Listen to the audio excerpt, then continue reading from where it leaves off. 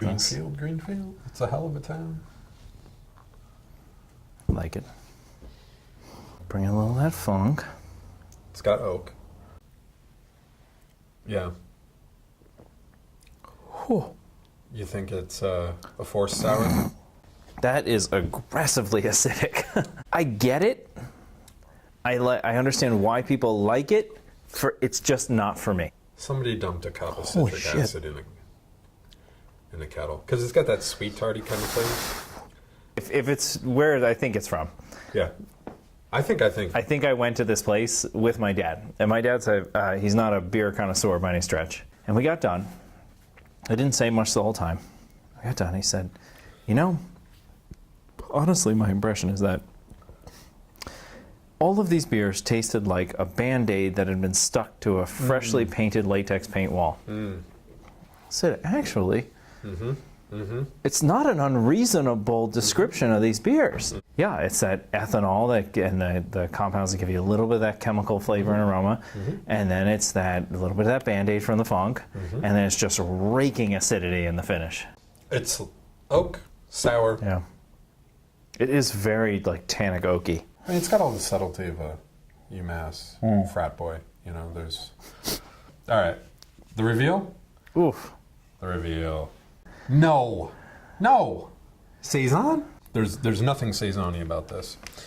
I'm inclined to agree. Our Saison picks up smooth vanilla notes from the American oak, and herbal characters of ginger, honey, and juniper from the gin. Do not get any of that kind of complexity. You don't get the herbal complexity? Nope. I get my tongue hurts a little bit. Bone dry. Yep, it's easy that's drinking, accurate. isn't it? I'd say it's bone dry. It's easy. Is this brute sour? Is this like a brute gin sour Saison? Is there any Does it say brute in there? No. They ferment and mature in the gin barrels. It tastes like a quick sour to me. Like acid in the kettle. I don't even think there was any. And I think it was just like a quick ferment. But I mean, you could argue it's like I don't know. It's all what? Saison? No. I was just saying it could be Saison in construction of the recipe, and then it's like quick sour. But why even put Saison on it? Just, I don't know. It sells well with the word gin barrel. The words gin barrel. So you think that gin barrel Saison sounds better than gin barrel sour? Maybe. My memory is this is an expensive can of beer, but it was like $4 or $5 a can. Am I right? No. $8 a can. I didn't want to say it, but I was pretty sure it was like $9 or $10 a can because I remember my jaw hitting the floor when I saw this on the shelf, and it was like such an absurd price for one can of beer, 1 pint. A pint is $9. It's insane.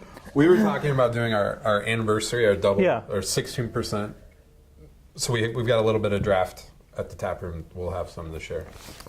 About doing cans of it for $24. Somebody's gonna buy one at least. Somebody will buy one. I was just, I want to see that There's sucker. like that I want to get a mystique. Polaroid of that sucker that's just like $24. This is a really weird, like, underlying aroma. I find this with a lot of their beers, and I say this very generously.